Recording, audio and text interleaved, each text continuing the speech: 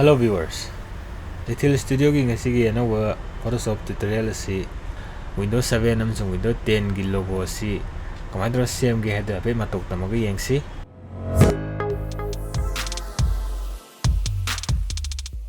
Jamana Photoshop sangasi aduga ina photo khara logo khara download tawraga thamme logo ani sekte khallasi aduga open tawrasi. Sigi logo si koina matok tamaga sem duni na si laire si laire aduna sem horsi ahamada Windows 10 gi sekta horsi mai ne ka simple oi file sange new sange aduga custom sekta khallaga quadrant sem si aduna 6x6 sem si create tawre laire koina hama tawdu se new layer ma create tawrsi blank layer am lawre koigi layer gi makha thangwa sida click tawraga new layer am create tawre rectangular marquee tool se khalle ko area ma draw tawre perfect square oina wa shift namme aduga thame aduga koi bucket tool se khallaga color si koigi sina tongan bam khara tongan bam hansi kayu hansige blue do fazara simasijo hailasi aduga sangjale aduga control D tawre deselect tawre aduga sigi square si pura center da thamasi control A tawre select all tawre tool khale aduga center thamme matha makha center thamme control D tawre si laire sigi blue square si koi white square si pura center da laire aduga mathangda new layer ma create tawrsi blank layer ma create tawre sigi sina koi gi marakta angau chalise plus se sigi oisi sina paming plus harisi plus sekta harisi aduga sigi tool se juk chamala tool se khalle aduga ekta ye sarakoma samari ye aduga si color si any color yare black khalaga da excel control D tawre deselect tawre sigi je duplicate am ga lausi chamanaba si chingthare layer gi sida aduga thadong matam duplicate am laukre aduga control T tawraga right click ta tawraga 90 degree clockwise tong tamdadi perfect koi plus symbol ama imaginary plus symbol ama create tawre aduga si ani se merge tawsilasi si plus copy siga plus siga ani je select tawraga control namaga select tawro aduga right click tawraga merge layer tawsilasi ai si je layer ang tangdo hoire aduga mathang akoina tawdu step si control namaga sigi plus copy gi layer sida angtang click tawma tamda ko ji plus imaginary plus ama sem adugi si select tawre aduga si ngaktang hide tor thamasi mid ta click torsi aduga ko sigi sida sigi makhagi ko sigi logo ta harisi logo gi layer sida eraser am paraga muthakpa matamdadi kadaure muthakre control D tawrsi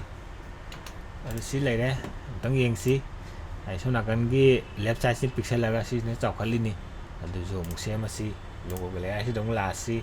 aduga control D tawre aduga kone tawdu si sigi pixel si ne chawkhalasi ana corner da change control name alka name aduga pixel samana control ga alka name ga corner de pixel ini kita cakap kesi ada daga samana pixel tik lagi yang ngasih afet almost identical ore si sina koi Windows 10 gi logo imitate tawbigi Photoshop ni amuksu Window 7ꯒꯤꯁꯤ ꯑꯃꯨꯛ ꯂꯥꯛꯑꯁꯤ ꯁꯤꯒꯤꯁꯤꯅ ꯑꯩꯈꯣꯏ circle ꯑꯃꯒꯤ ꯃꯅꯨꯡꯗ ꯁꯦꯝꯒꯗꯣꯏꯅꯤ ꯑꯃꯨꯛ ꯂꯥꯛꯑꯁꯤ new layer ꯑꯃ ꯂꯧꯔꯁꯤ ꯑꯗꯨꯒ ꯍꯟꯗꯛꯁꯨ ꯑꯗꯨꯝ square ꯑꯣꯏꯔꯁꯤ create ꯇꯧꯔꯁꯤ ꯑꯗꯨꯒ ꯕ꯭ꯂꯦꯡ ꯂꯦꯌꯔ ꯑꯃ ꯂꯧꯔꯁꯤ ꯑꯗꯨꯒ ꯁꯔꯀꯜ ꯑꯃ ꯌꯦꯛꯑꯁꯤ ꯗꯨꯄ꯭ꯂꯤꯀꯦꯠ ꯁꯤꯁꯨ ꯀꯩꯝꯇ ꯅꯝꯗꯕꯤꯗ ꯌꯦꯛꯑꯒꯗꯤ ꯃꯥꯁꯦ ꯑꯣꯚꯦꯜ ꯑꯣꯏꯗꯣꯏꯅꯤ ꯄꯔꯐꯦꯛ ꯁꯔꯀꯜ ꯑꯣꯏꯍꯟꯒꯦ ꯍꯥꯏ ꯇꯥꯔꯗꯤ ꯉꯁꯥꯏ ꯑꯗꯨꯃꯥꯏꯅ ꯁꯤꯐꯇ ꯅꯝꯃꯒ ꯌꯦꯛꯑꯒꯗꯤ ꯄꯔꯐꯦꯛ ꯁꯔꯀꯜ ꯑꯣꯏꯗꯣꯏꯅꯤ ꯑꯗꯨ ꯁꯨꯃꯥꯏꯅ ꯂꯩꯔꯦ ꯑꯗꯒꯤ ꯁꯤꯒꯤ ꯀꯂꯔꯁꯤꯁꯨ ꯉꯁꯥꯏꯒꯤ ꯑꯗꯨꯃꯥꯏꯅ ꯃꯆꯨ ꯃꯥꯟꯅꯍꯜꯂꯁꯤ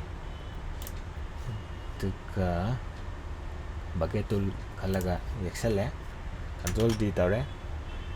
ꯑꯗꯒꯤ ꯁꯤꯒꯤ ꯂꯦꯌꯔꯁꯤ ꯁꯔꯀꯜ ꯍꯥꯏꯔꯁꯤ CLE ꯍꯥꯏꯔꯁꯤ ꯁꯤꯁꯨ ꯁꯦꯟꯇꯔꯗ ꯊꯝꯃꯁꯤ ꯃꯨꯚ ꯇꯨꯜ ꯈꯜꯂꯦ ꯂꯦꯌꯔꯁꯤ ꯈꯜꯂꯦ ꯑꯗꯨꯒ ꯀꯟꯇ꯭ꯔꯣꯜ A ꯅꯝꯃꯦ ꯑꯗꯨꯒ ꯁꯦꯟꯇꯔ ꯀꯟꯇ꯭ꯔꯣꯜ D ꯅꯝꯃꯦ ꯂꯩꯔꯦ ꯑꯗꯨꯒ ꯃꯊꯪꯗ ꯇꯧꯗꯣꯏꯁꯤ ꯁꯤꯒꯤ ꯆꯞ ꯆꯥꯅ ꯂꯧꯅꯕ ꯁꯤꯁꯦ ꯍꯥꯏꯐꯦꯠ ꯊꯥꯡꯖꯤꯜꯂꯒ ꯌꯦꯡꯉꯁꯤ ꯀꯟꯇ꯭ꯔꯣꯜ A ꯑꯃꯨꯛꯀ ꯅꯝꯃꯦ ꯑꯗꯨꯒ ꯀꯟꯇ꯭ꯔꯣꯜ C ꯅꯝꯃꯦ ꯀꯣꯄꯤ ꯇꯧꯔꯦ ꯑꯗꯨꯒ ꯁꯤꯒꯤꯁꯤꯗ ꯊꯥꯡꯖꯤꯜꯂꯒ ꯀꯟꯇ꯭ꯔꯣꯜ V ꯅꯝꯃꯦ ꯄꯦꯁ ꯇꯧꯁꯜꯂꯦ ꯑꯗꯨꯒ ꯑꯃꯨꯛꯀꯁꯨ ꯀꯟꯇ꯭ꯔꯣꯜ T ꯅꯝꯃꯦ ꯈꯤꯇꯪ ꯄꯤꯛꯁꯜꯂꯒ ꯃꯊꯛꯇ ꯄꯤꯛꯁꯜꯂꯒ ꯊꯝꯈ꯭ꯔꯁꯤ ꯌꯦꯡꯅꯕ ꯁꯥꯏꯗ ꯊꯝꯃꯁꯤ ꯁꯥꯏꯗ ꯂꯩꯍꯜꯂꯁꯤ ꯌꯦꯡꯉꯒ ꯁ꯭ꯇꯦꯞ ꯕꯥꯏ ꯁ꯭ꯇꯦꯞ ꯇꯧꯅꯕ ꯁꯤ ꯂꯩꯔꯦ ꯁꯔꯀꯜꯒꯤ ꯂꯦꯌꯔꯗ ꯑꯃꯨꯛ ꯂꯥꯛꯑꯁꯤ ꯑꯗꯨꯒ ꯃꯥꯏꯁꯦ ꯁ꯭ꯇ꯭ꯔꯣꯛ ꯑꯃ ꯄꯤꯔꯤ ꯑꯗꯨꯅ ꯁ꯭ꯇ꯭ꯔꯣꯛꯁꯦ ꯄꯤꯅꯕꯒꯤꯗꯃꯛꯇ ꯁꯔꯀꯜꯒꯤ ꯂꯦꯌꯔꯁꯤꯗ ꯗꯕꯜ ꯀ꯭ꯂꯤꯛ ꯇꯧꯔꯁꯤ ꯁ꯭ꯇ꯭ꯔꯣꯛꯀꯤ ꯕ꯭ꯂꯦꯟꯗꯤꯡ ꯃꯣꯗꯀꯤ ꯁꯣꯔꯠꯀꯠꯅꯤ ꯗꯕꯜ ꯀ꯭ꯂꯤꯛ ꯇꯧꯔꯦ ꯑꯗꯨꯒ ꯁ꯭ꯇ꯭ꯔꯣꯛꯇ ꯀ꯭ꯂꯤꯛ ꯇꯧꯔꯦ ꯑꯩꯈꯣꯏ ꯁ꯭ꯇ꯭ꯔꯣꯛꯁꯤ ꯁꯦꯆꯨꯔꯦꯁꯟ ꯂꯩꯔꯦ ꯁꯤ ꯅꯣꯔꯃꯦꯜ ꯑꯣꯟꯊꯣꯛꯑꯁꯤ ꯑꯗꯨꯒ ꯀꯂꯔꯁꯤ ꯁꯤꯒꯤꯁꯦ ꯗꯥꯏꯔꯦꯛ ꯈꯜꯂꯁꯤ ꯁꯤꯁꯦ ꯈꯜꯂꯦ ꯑꯣꯀꯦ ꯇꯧꯔꯦ ꯁ꯭ꯇ꯭ꯔꯣꯛꯁꯤ ꯈꯤꯇꯪ ꯆꯥꯎꯔꯤ ꯈꯤꯇꯪ ꯄꯤꯍꯜꯂꯁꯤ ꯁꯥꯏ ꯂꯩꯍꯜꯂꯁꯤ ꯑꯗꯨꯒ ꯀꯂꯔꯁꯤ ꯁꯤ ꯃꯊꯛꯀꯤꯁꯤꯅꯒ ꯗꯥꯔꯛ ꯑꯣꯏꯔꯒ ꯃꯈꯥꯁꯤꯅ ꯂꯥꯏꯠ ꯑꯣꯏꯕ ꯑꯗꯨꯁꯨ ꯁꯤꯁꯨ ꯒ꯭ꯔꯦꯗꯤꯌꯦꯟꯇ ꯑꯃꯨꯛ ꯂꯥꯛꯑꯁꯤ ꯑꯗꯨꯒ ꯒ꯭ꯔꯦꯗꯤꯌꯦꯟꯒꯤ ꯀꯂꯔꯁꯤ ꯑꯅꯤꯈꯛꯇꯪ ꯇꯧꯕ ꯑꯃ ꯈꯜꯂꯁꯤ ꯁꯤ ꯍꯦꯛꯇ ꯈꯜꯂꯁꯤ ꯌꯥꯔꯦ ꯑꯣꯀꯦ ꯇꯧꯔꯦ ꯗꯥꯏꯃꯟ ꯂꯩꯔꯤꯁꯤ ꯑꯩꯈꯣꯏꯅ ꯂꯤꯅꯤꯌꯔꯗ ꯑꯣꯟꯊꯣꯛꯑꯦ ꯑꯗꯨ ꯇꯥꯔꯗꯤ ꯁꯤ ꯍꯥꯏꯐꯦꯠ ꯃꯥꯟꯅꯕ ꯑꯃ ꯂꯩꯔꯦ ꯑꯗꯨꯒ ꯑꯣꯀꯦ ꯇꯧꯔꯦ ꯀꯔꯤꯒꯨꯝꯕ ꯁꯤꯒꯤꯁꯤꯅ ꯀꯂꯔꯁꯤ ꯃꯥꯟꯅꯗꯕꯤ ꯂꯩꯔꯝ ꯇꯥꯔꯒꯗꯤ ꯁꯤ ꯒ꯭ꯔꯦꯗꯤꯌꯦꯟꯁꯦ ꯑꯃꯨꯛꯀ ꯇꯧꯔꯁꯤ ꯁꯤꯗ ꯁꯤꯒꯤ ꯒ꯭ꯔꯦꯗꯤꯌꯦꯟ ꯍꯥꯏꯕꯁꯤꯗ ꯑꯃꯨꯛꯇꯪ ꯀ꯭ꯂꯤꯛ ꯇꯧꯔꯒ ꯃꯥꯒꯤ ꯀꯂꯔ ꯄꯤꯀꯔ ꯊꯣꯛꯂꯛꯀꯅꯤ ꯁꯤꯗ ꯑꯩꯈꯣꯏꯅ ꯁꯤꯒꯤꯁꯤꯗ ꯀ꯭ꯂꯤꯛ ꯇꯧꯔꯒ ꯁꯤꯗ ꯃꯈꯥꯁꯤꯗ ꯀ꯭ꯂꯤꯛ ꯇꯧꯕ ꯃꯇꯝꯗ ꯃꯥꯒꯤ ꯀꯂꯔ ꯄꯤꯀꯔ ꯊꯣꯛꯂꯛꯑꯅꯤ ꯁꯤꯗ ꯑꯩꯈꯣꯏꯅ ꯔꯦꯗ ꯑꯣꯏꯍꯟꯅꯤꯡꯉꯁꯨ ꯔꯦꯗ ꯑꯣꯏꯍꯟ ꯌꯥꯔꯦ ꯑꯗꯒꯤ ꯒ꯭ꯔꯤꯟ ꯑꯣꯏꯍꯟꯅꯤꯡꯉꯁꯨ ꯒ꯭ꯔꯤꯟ ꯑꯣꯏꯍꯟ ꯌꯥꯔꯦ ꯁꯨꯃꯥꯏꯅ ꯀꯂꯔ ꯗꯥꯏꯔꯦꯛ ꯂꯩꯔꯝꯗ ꯇꯥꯔꯁꯨ ꯑꯩꯈꯣꯏꯅ ꯀꯂꯔꯗ ꯑꯄꯥꯝꯕ ꯁꯤꯗꯒꯤ ꯈꯜꯂꯁꯨ ꯌꯥꯔꯦ ꯗꯥꯏꯔꯦꯛ ꯁꯨꯃꯥꯏꯅ ꯁꯤ ꯃꯆꯨꯁꯤ ꯁꯤ ꯑꯣꯏꯍꯟꯅꯤꯡꯉꯦ ꯁꯤ ꯑꯣꯏꯔꯦ ꯑꯗꯨꯒ ꯈꯜꯂꯒ ꯑꯦꯗ ꯇꯧꯔꯒ ꯇꯧꯕ ꯌꯥꯔꯦ ꯑꯗꯨꯒꯤ ꯃꯊꯪꯒꯤ ꯁ꯭ꯇꯦꯞꯁꯤ ꯑꯩꯈꯣꯏꯒꯤ ꯅ꯭ꯌꯨ ꯂꯦꯌꯔ ꯑꯃ ꯀ꯭रिꯌꯦꯠ ꯇꯧꯔꯁꯤ ꯁꯤꯁꯤꯅ ꯑꯩꯈꯣꯏꯒꯤ ꯂꯣꯒꯣꯗꯨ ꯑꯣꯏꯗꯣꯏꯅꯤ ꯂꯣꯒꯣ ꯍꯥꯏꯅ ꯊꯣꯜꯂꯦ ꯑꯗꯨꯒ ꯁꯤꯒꯤ ꯂꯣꯒꯣꯒꯤ ꯂꯦꯌꯔꯁꯤꯗ ꯑꯩꯈꯣꯏꯒꯤ ꯁ꯭ꯀ꯭ꯋꯥꯔ ꯑꯃ ꯌꯦꯛꯑꯁꯤ ꯉꯁꯥꯏ ꯑꯗꯨꯃꯥꯏꯅ ꯄꯔꯐꯦꯛ ꯁ꯭ꯀ꯭ꯋꯥꯔ ꯑꯣꯏꯅꯕ ꯁꯤꯐꯇ ꯅꯝꯃꯦ ꯑꯗꯨꯒ ꯌꯦꯛꯑꯦ ꯊꯝꯃꯦ ꯁꯨꯃꯥꯏꯅ ꯑꯗꯨꯒ ꯑꯩꯈꯣꯏꯒꯤ ꯀꯂꯔꯁꯦ ꯑꯃꯍꯦꯛꯇ ꯑꯗꯨꯝ ꯁꯪꯖꯜꯂꯁꯤ ꯕꯀꯦꯠ ꯇꯨꯜ ꯈꯜꯂꯦ ꯑꯗꯨꯒ ꯁꯪꯖꯜꯂꯦ ꯀꯟꯇ꯭ꯔꯣꯜ D ꯇꯧꯔꯦ ꯑꯗꯒꯤ ꯉꯁꯥꯏ ꯑꯗꯨꯃꯥꯏꯅ ꯁꯤ ꯃꯌꯥꯏꯗ ꯁꯤꯁꯨ ꯃꯨꯠꯊꯠꯂꯤ ꯉꯁꯥꯏꯒ ꯆꯞ ꯃꯥꯟꯅꯅ ꯑꯗꯨꯝ ꯁ꯭ꯇꯦꯞ ꯂꯧꯔꯁꯤ ꯋꯤꯟꯗꯣ 10ꯒꯤ ꯑꯗꯨꯃꯥꯏꯅ ꯑꯗꯒꯤ ꯇꯧꯔꯒ ꯆꯥꯎꯔꯥꯛꯄ ꯑꯃ ꯌꯦꯛꯑꯦ ꯁꯨꯃꯥꯏꯅ ꯍꯟꯗꯛꯇꯤꯈꯤꯇꯪ ꯆꯥꯎꯍꯜꯂꯁꯤ ꯉꯁꯥꯏ ꯈꯤꯇꯪ ꯄꯤꯛꯈꯤꯕ ꯃꯥꯜꯂꯤ ꯑꯗꯨꯒ ꯅ꯭ꯌꯨ ꯂꯦꯌꯔ ꯑꯃ ꯂꯧꯔꯁꯤ ꯁꯤ ꯂꯦꯌꯔꯁꯤ ꯄ꯭ꯂꯁ ꯍꯥꯏꯔꯁꯤ PLUS ꯍꯥꯏꯔꯁꯤ ꯉꯁꯥꯏ ꯑꯗꯨꯃꯥꯏꯅ ꯑꯗꯨꯝ ꯄ꯭ꯂꯁ ꯑꯃ ꯀꯛꯄꯗꯣ ꯑꯗꯨꯒ ꯀꯂꯔꯁꯤ ꯋꯥꯏꯠ ꯈꯜꯂꯁꯤ ꯍꯟꯗꯛꯅ ꯑꯗꯨꯒ ꯁꯪꯖꯜꯂꯦ ꯀꯟꯇ꯭ꯔꯣꯜ D ꯇꯧꯔꯦ ꯑꯗꯨꯒ ꯁꯤꯒꯤꯁꯤ ꯄꯨꯔꯥ ꯁꯦꯟꯇꯔꯗ ꯂꯩꯍꯜꯂꯁꯤ ꯀꯟꯇ꯭ꯔꯣल A ꯅꯝꯃꯦ ꯑꯗꯨꯒ ꯁꯦꯟꯇꯔꯗ ꯍꯥꯟꯅ ꯂꯩꯖꯔꯝꯃꯦ ꯁꯤ ꯁꯦꯟꯇꯔꯗ ꯑꯗꯨꯝ ꯂꯩꯖꯔꯝꯃꯦ ꯁꯤ ꯃꯈꯥꯒꯤ ꯂꯣꯒꯣꯒꯤ ꯁ꯭ꯀ꯭ꯋꯥꯔꯁꯤꯁꯨ ꯁꯦꯟꯇꯔ ꯂꯧꯔꯁꯤ ꯁꯤꯁꯨ ꯑꯃꯨꯛꯇꯪ ꯂꯦꯌꯔꯁꯤ ꯈꯜꯂꯒ ꯁꯦꯟꯇꯔ ꯁꯤꯁꯨ ꯁꯦꯟꯇꯔ ꯃꯁꯥꯒꯤ ꯇꯥꯔ ꯂꯩꯔꯝꯃꯦ ꯌꯥꯝ ꯐꯔꯦ ꯀꯟꯇ꯭ꯔꯣꯜ D ꯇꯧꯔꯦ ꯑꯗꯨꯒ ꯁꯤ ꯄ꯭ꯂꯁꯀꯤ ꯂꯦꯌꯔꯁꯤꯗ ꯑꯃꯨꯛ ꯂꯥꯛꯑꯦ ꯉꯁꯥꯏ ꯑꯗꯨꯃꯥꯏꯅ ꯗꯨꯄ꯭ꯂꯤꯀꯦꯠ ꯑꯃ ꯂꯧꯔꯦ ꯀꯟꯇ꯭ꯔꯣꯜ J ꯑꯗꯨꯒ ꯀꯟꯇ꯭ꯔꯣꯜ T ꯇꯧꯔꯒ ꯔꯥꯏꯠ ꯀ꯭ꯂꯤꯛ ꯇꯧꯔꯒ 90 ꯗꯤꯒ꯭ꯔꯤ ꯈꯜꯂꯦ ꯑꯦꯟꯇꯔ ꯐꯨꯔꯦ ꯑꯁꯨꯃꯥꯏꯅ ꯀꯛꯈ꯭ꯔꯦ ꯑꯗꯨꯒ ꯍꯧꯖꯤꯛ ꯂꯦꯌꯔ ꯑꯅꯤꯁꯦ ꯀꯟꯇ꯭ꯔꯣꯜ ꯅꯝꯃꯒ ꯁꯦꯂꯦꯛ ꯇꯧꯔꯒ ꯔꯥꯏꯠ ꯀ꯭ꯂꯤꯛ ꯇꯧꯔꯒ ꯃꯔꯖ ꯇꯧꯔꯦ ꯑꯗꯨꯒ ꯃꯊꯪꯒꯤ ꯁ꯭ꯇꯦꯞꯁꯤ ꯀꯟꯇ꯭ꯔꯣꯜ ꯑꯃꯨꯛꯁꯨ ꯅꯝꯃꯒ ꯁꯤꯒꯤ ꯄ꯭ꯂꯁ ꯀꯣꯄꯤꯁꯤꯗ ꯁꯤꯒꯤ ꯂꯦꯌꯔꯒꯤ ꯑꯍꯥꯡꯕꯁꯤꯗ ꯋꯥꯟꯁ ꯀ꯭ꯂꯤꯛ ꯇꯧꯕ ꯃꯇꯝꯗ ꯃꯥꯏ ꯁꯦꯂꯦꯛꯁꯟ ꯑꯃ ꯂꯩꯔꯦ ꯑꯩꯈꯣꯏ ꯁꯦꯂꯦꯛꯁꯟꯁꯦ ꯂꯧꯅꯕꯒꯤꯗꯃꯛꯇꯅꯤ ꯁꯤꯒꯤ ꯄ꯭ꯂꯁ ꯀꯣꯄꯤ ꯑꯃ ꯁꯦꯝꯃꯤꯕꯁꯦ ꯑꯗꯨ ꯍꯥꯏ ꯇꯧꯔ ꯊꯝꯈ꯭ꯔꯁꯤ ꯑꯗꯨꯒ ꯁꯦꯂꯦꯛꯁꯟꯁꯦ ꯂꯩꯔꯕꯅꯤꯅ ꯂꯣꯒꯣꯒꯤ ꯂꯦꯌꯔꯁꯤꯗ ꯑꯃꯨꯛ ꯂꯥꯛꯑꯁꯤ ꯑꯗꯨꯒ ꯏꯔꯦꯖꯔ ꯁꯤꯖꯤꯟꯅꯔꯒ ꯃꯨꯠꯊꯠꯂꯦ ꯁꯨꯃꯥꯏꯅ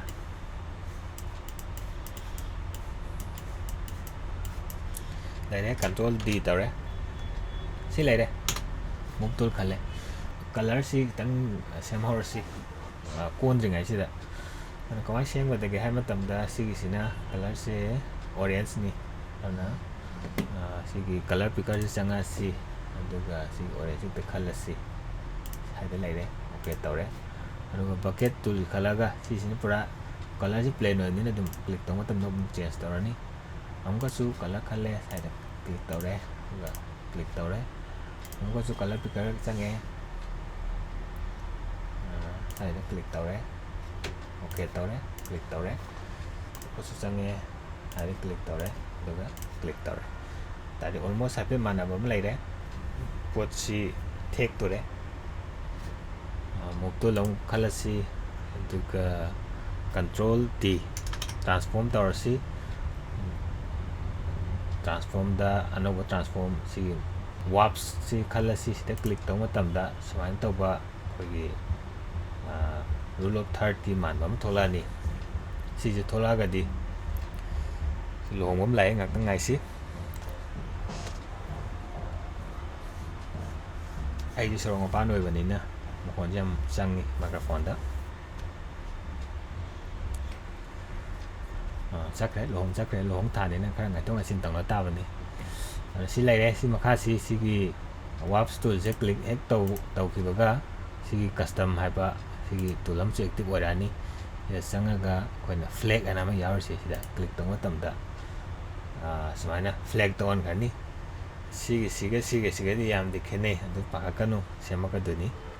ꯁꯤꯗ ꯃꯥꯎꯁ ꯄꯨꯁꯜꯂꯛꯑꯒ ꯁꯤꯒꯤꯁꯦ ꯈꯤꯇꯪ ꯆꯤꯡꯈꯠꯂꯛꯑꯁꯤ ꯍꯥꯏꯐꯦꯠ ꯃꯑꯣꯡ ꯃꯥꯟꯕꯒꯤ ꯃꯑꯣꯡꯗ ꯁꯥꯏꯗ ꯌꯥꯍꯜꯂꯁꯤꯔꯥ ꯈꯔꯗꯤ ꯃꯥꯟꯗꯤ ꯃꯥꯜꯂꯛꯑꯦ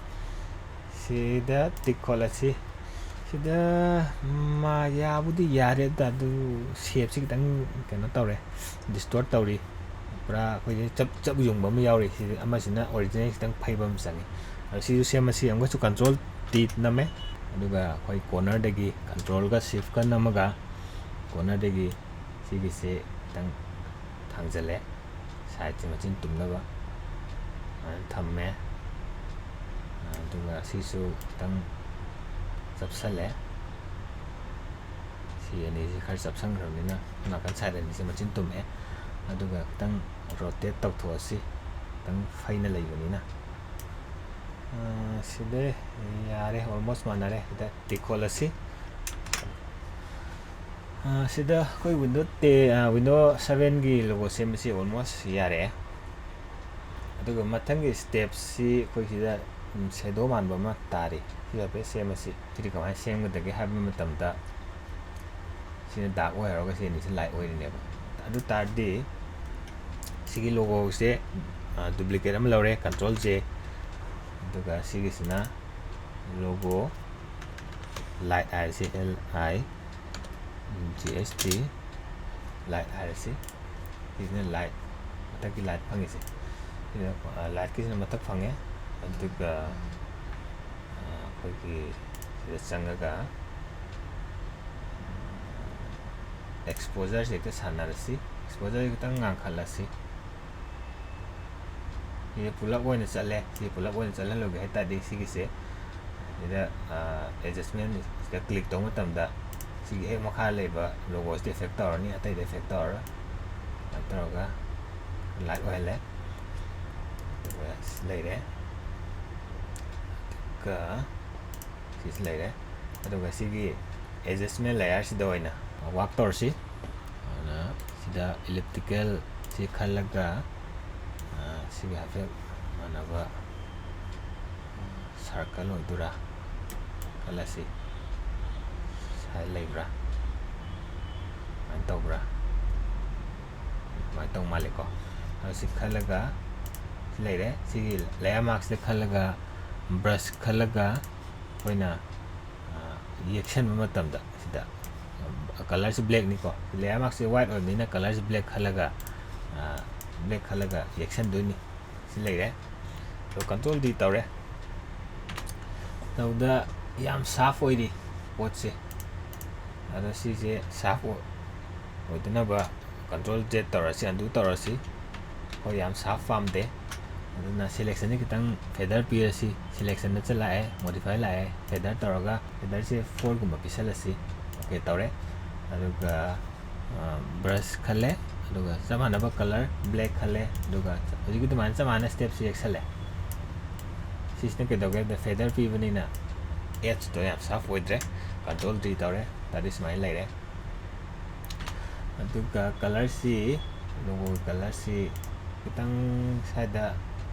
round ang pili si jo pisalasi si exposure si matakta blank layer ang gang hapsale aru brush khale aduga color si white khale aduga dum white oina dum